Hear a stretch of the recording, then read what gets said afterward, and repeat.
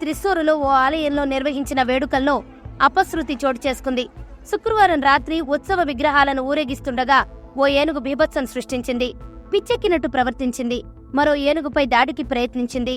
దీంతో వేడుకలను చూసేందుకు వచ్చిన జనం భయాందోళనలతో పరుగులు తీశారు. ఈ క్రమంలో పలువురు గాయపడ్డారు.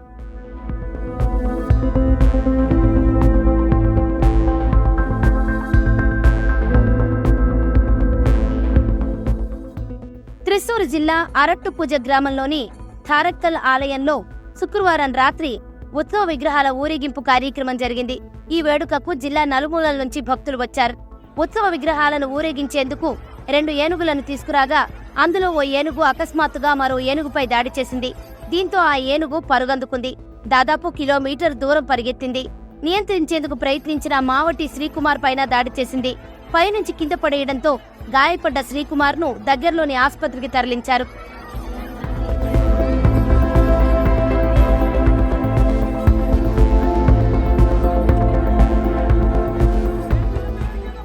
అకస్మాత్తుగా జరిగిన ఈ ఘటనతో భక్తులు భయంతో పరుగులు పెట్టారు.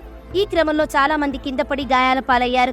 విషయం తెలిసి అక్కడికి చేరుకున్న ఎలిఫెంట్ స్క్వాడ్ అతి కష్టం మీద 2 ఏనుగులను కంట్రోల్ చేసింది. ఈ ఘటనకు సంబంధించిన వీడియో ప్రస్తుతం సోషల్ మీడియాలో వైరల్ గా మారింది.